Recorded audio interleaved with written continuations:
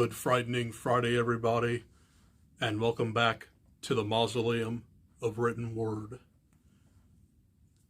Side note, happy Friday the 13th as well. So, on this gloomy afternoon, I'm going to give you guys my personal list of horror books that I've read since starting BookTube and MovieTube, if you will. It's a pretty big stack. Want to take a look-see? There you go. So I have an X amount of books here. I think it's about like 20 or so. And quite a few of them are by the same authors. And I didn't include any Stephen King in here because that could be like its own separate video. But these books that I picked out are some of my favorites, and a couple of them I personally haven't read yet, but I like the author.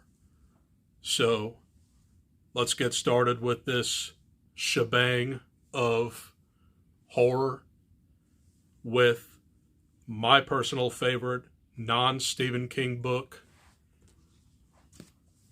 The Troop by Nick Cutter. And I read this back in 2020, and this is borderline extreme horror because it has a lot of body horror in it, but it's basically a mashup of Lord of the Flies meets The Thing. So this is the story of a Boy Scout troop who goes to this island in Canada, and they come across like an emaciated man who is near death, almost skeletal-like, and all he does is like eat dirt and worms before he wastes away. And he's got like this disease that spreads upon the troop. This book is fantastic. It's got like a bunch of mixed media in it, and it's just really, really good. See, mixed media. I highly recommend this. I'm probably not the only horror reader that has read this, so I'm sure a lot of people have. And I'm glad I picked it up at the time. And it's not too long. And that's The Troop by Nick Cutter. And I also have two of his other books. Well, three of his other books. And I haven't read them yet, but they include The Deep, Little Heaven, and a newly released one, The Handyman Method. So, in the near future, I will definitely go through Nick Cutter's catalog. Not to mention, he also has another one that I own called The Saturday Night Ghost Club, but that is written by his actual name, Craig Davidson.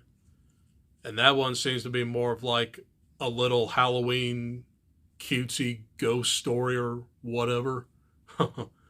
So, a very different author that has written many other things. But that's enough of Nick Cutter. I'm going to move on to my next author, and I got a few of his books here that I've read as well. But I'm going to show you the one that I want to try and get to this month first. I'm talking about Adam Caesar, and this is The Summer Job. This is the story of a girl who takes a job at a hotel ran by Satanists. and that's all I know about it. Like I said, I haven't picked it up yet, but I thought it was good to like show it in this video to like let you know what I'm going to be reading next by Adam Caesar. But that's what I'm going to read next, so I'll just put that right over here. But getting on to the actual books that I read by Adam Caesar, and I have like a couple here. I have the book I read last month, borderline novella. This is the con season, and this is a very different slasher novel because this is about two men and a woman who reach out to like these very famous horror actors and actresses, and they put them in like a summer camp, and it's set up to be like a convention of sorts, but it turns very quickly into a slasher. This one was very good, but I don't think it's my favorite, but it was very well done. The con season. Next is going to be something very different from Adam Caesar, and these two books are very, very popular. Clown in a Cornfield and its sequel, Clown in a Cornfield 2, Friendo Lives. So these are marketed as YA horror slashers. To be honest, I preferred the first one because it has that 80s and 90s slasher vibe to it, but it's written in present day. So these two focus on a girl named Quinn Maybrook who recently moved to Missouri, Kettle Springs to be exact, and she is in the middle of like this crazy clown cult, if you will, and the actual serial killer or whatever it is Friendo the Clown. He's like the mascot of a very famous, I think it's like some kind of food additive company. I kind of forgot, but I digress. So essentially, they have like a rave and a cornfield, and just slasher madness ensues. Both of these books are very good, but the second one to me felt more of like a protest novel. Now, what I mean by that, there's not a lot of slashing going on because it's more of like social movements. That's like the center of the story. So upon thinking about it, I would have honestly gave the first one a 5-star, and I would have gave this like maybe a 3-star. But these two are very, very good, and I heard that he should be coming out with the third one like next year or maybe the year after that. So, Clown in the Cornfield duology. There we go. And I have 2 more books by Adam Caesar that I really enjoyed. This one is 0 Lives Remaining, and I read this 2 Octobers ago. I actually finished this on Halloween. It's really, really short, and This is essentially the story of a haunted arcade game that comes to life and kills a bunch of kids and adults in this arcade. Really, really fun story that I do believe actually takes place in the 80s. So it's got a very cool looking cover as well. And if you haven't read this, or if you want to try and get into Adam Caesar, I would definitely start with this one. But that was Zero Lives Remaining. Now, the book I actually did start off reading by Adam Caesar is Video Night. And this is a sci-fi horror novel that takes place in like the 90s. It's about like these nerds who like run like a movie night, but aliens invade their town, and this book gets very, very gory, and it's just an all-around great time. I listened to this on Audible, and I really want to reread it at a point. But this also gave off the Faculty vibes in a way, because it's like some kind of parasitic creature that takes hostage these human bodies. So, very good novel that I highly recommend. Video Night. And this one isn't too long as well. This one goes at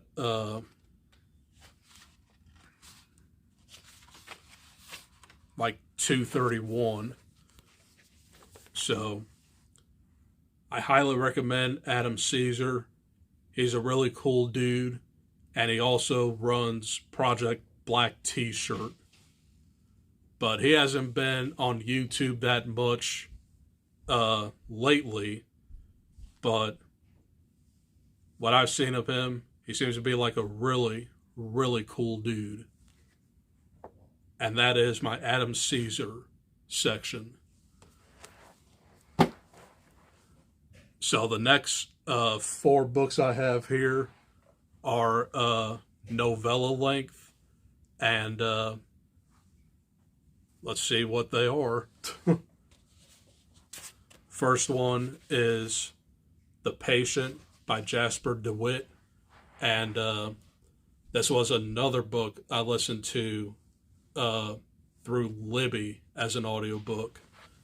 And this is the story of a doctor at a mental institution that looks after this patient who has done very unspeakable things, and he's in charge of his case. Very creepy and very disturbing. The Patient by Jasper DeWitt. And I also do want to give this a reread as well. Next. Okay. Next up is a book that I read last year during October. Dark Harvest by Norman Partridge. And this is also a novella, of course. And this is the story of a group of teenagers who are tasked with killing a mythical scarecrow by the name of Sawtooth Jack, or the October Boy. So they like literally try and do this little competition every Halloween to see who actually defeats Sawtooth Jack. And they win like an X amount of money or something. This is a really great novella to read during Halloween. And the movie actually dropped in on digital today. So I'm hoping to like maybe watch that either tonight or possibly over the weekend. And I might even do a little review on it. So you might actually see like a Dark Harvest book versus movie video coming from me soon. But a very well done novel that starts off slow, in my opinion, but it gets better as you go along. Dark Harvest. Next, The Hellbound Heart by Clive Barker. And this was actually a reread for me last year. So I first listened to this on Audible, and I absolutely enjoyed it the second time around. So basically, this is the book that started Hellraiser, and it's essentially about this demon and his cohorts, and they are thriving on pain and pleasure. So a man by the name of Frank Cotton decided to summon these creatures, and they inflicted the most gruesome, painful torture to him. This book is very, very graphic and very beautifully written as well. And by the size of that text, you can probably blow through this really, really quickly. So, highly enjoyed this, and I actually do enjoy the original movie as well. I haven't seen all the Hellraiser movies, but I would say this one would probably be the best of the whole bunch. But that was The Hellbound Heart by Clive Barker. And speaking of a classic horror movie, Psycho by Robert Bloch. And this was written in 1959. And this is the oldest book that I have in this video. And this was, I believe, the last book I finished last year. So it's essentially about a recluse man by the name of Norman Bates who runs this desolate motel in the middle of nowhere. And he's a very lonely guy, but he comes across like this woman by the name of Marion Crane, and they strike up like a friendship. But it turns out Norman Bates is not who you think he is. He has like dissociative identity disorder, and he comes up with the personality of his dead mother. Classic novel, classic movie, with one of the most noteworthy horror movie twists of all time. You ought to know it by now, but that was Psycho by Robert Bloch. And I have one graphic novel in here I wanted to recommend. And I read this, I think, maybe 2 years ago. But this is going to be The Evil Dead by Mark Verheiden and John Bolton. And this is the 40th anniversary edition. And it has some very, very awesome art in here. I think the last picture, well, yeah. So, this is the story of a group of college kids that go to like this cabin in the woods, and they find the Necronomicon, which is like the Book of the Dead, and they unleash unholy terrors upon themselves. So the trees come alive and essentially mess up everybody, leaving Ash Williams the only survivor. I freaking love this graphic novel, and I love the movie more. So if you're into graphic novels, I would highly recommend this. So it's only at 100 pages. I read this in about like an hour. But that was the Evil Dead graphic novel. Next up, it's kind of like a wild card to me, but I really enjoyed the hell out of this novel. This is going to be Don't Move by James S. Murray and Darren Wehrmouth. And if you don't know who James S. Murray is, he is Murr on Impractical Jokers. So this is the story of a group of people who get lost in like the woods or something, and there's just like giant spiders after them. This book was pretty badass, and it was kind of like a, I don't want to say it was a YA, but it kind of had like a young adult novel aesthetic to it. And not to mention, that's the inside cover of it. I'm okay. So, yeah. This was a really, really fun book. Don't Move by James S. Murray and Darren Wehrmouth. Next are going to be some books I read from Book of the Month. And next one I want to show off is The Shadows by Alex North. And I read this last year, back in February, I believe. And this is pretty much a watered down version of it, if you will. But our main creature in here is kind of like the Slender Man in a way.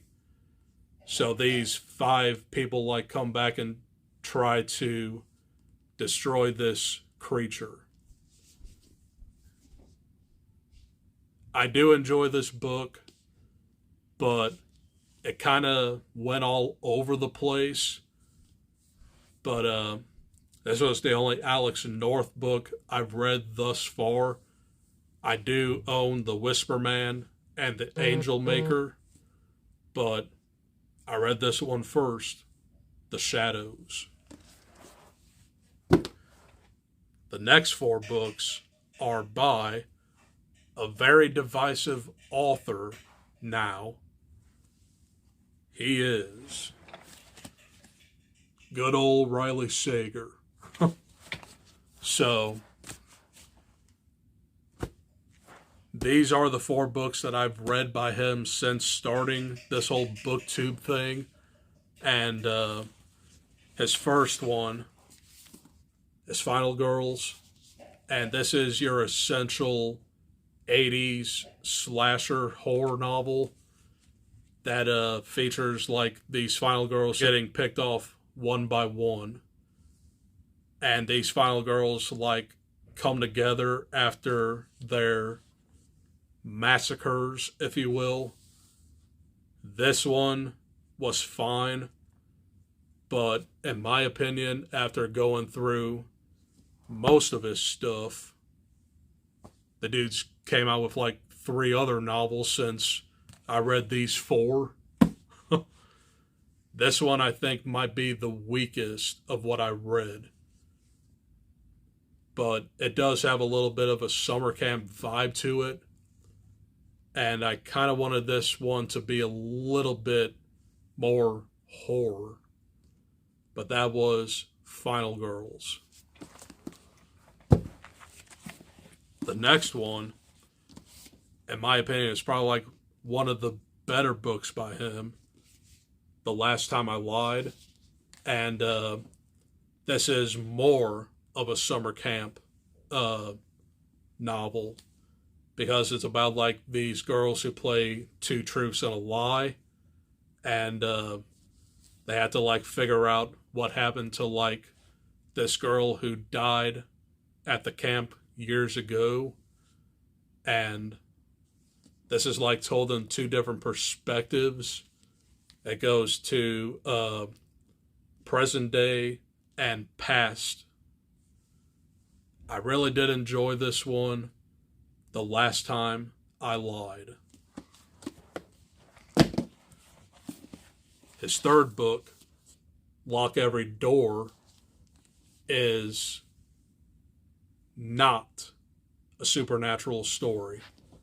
Instead, this is about like a nanny who takes care of like a couple kids, but she's in the crosshairs of like this group of people who work with like the surgeon who like works on the black market, and she just fights to survive. I really did enjoy this one as well, but my favorite one that I read by him, and it probably is going to be my favorite by far, Home Before Dark.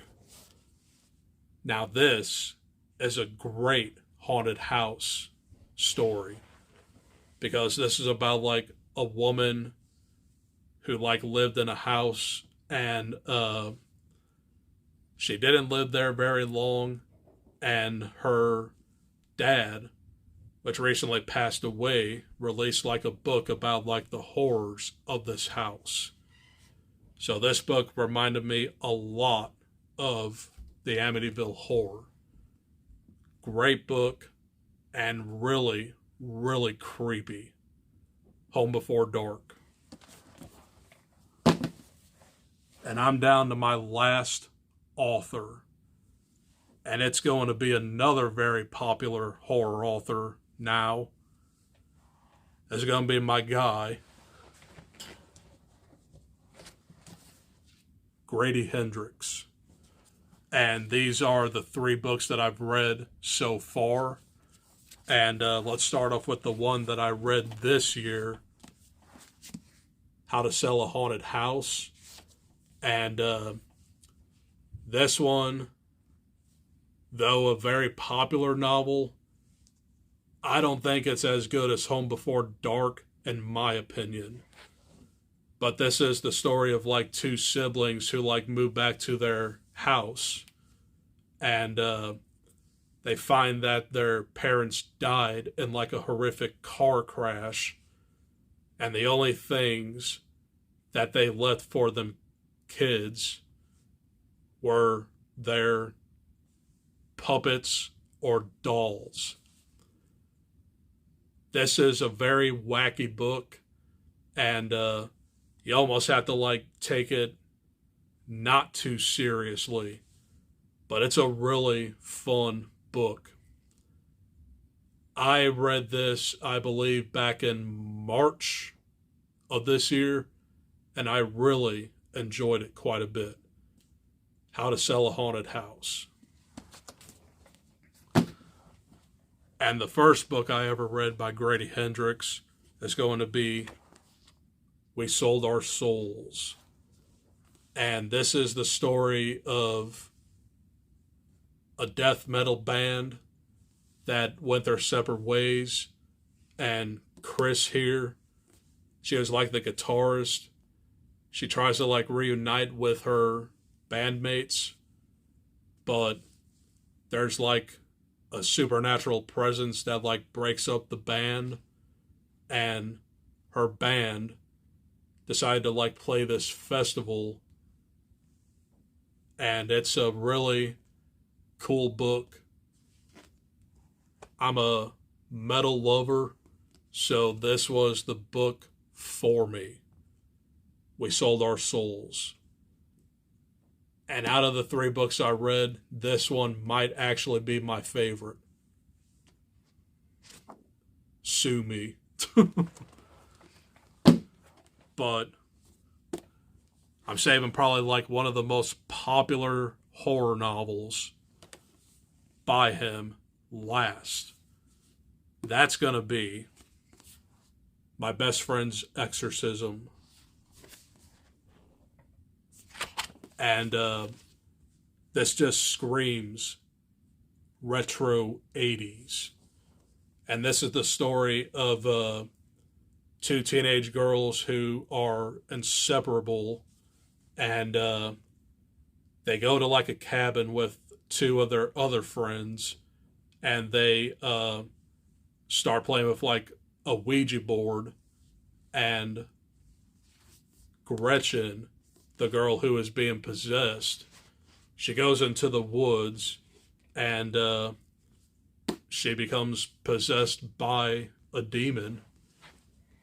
This is a very light horror novel, if you will.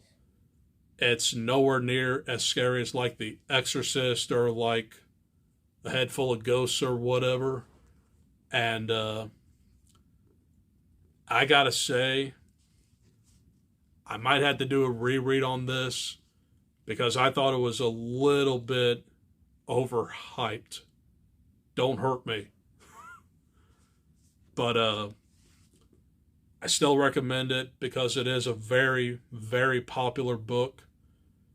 And right off the bat, the movie came out last year. It wasn't good at all.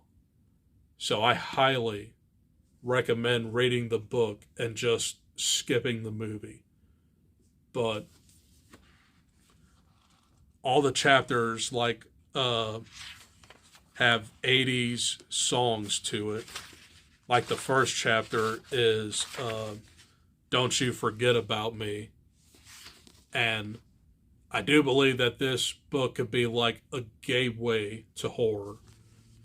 And it's like a book that non-horror readers can actually like read and maybe get into horror. But guys, that is my very long list of horror recommendations.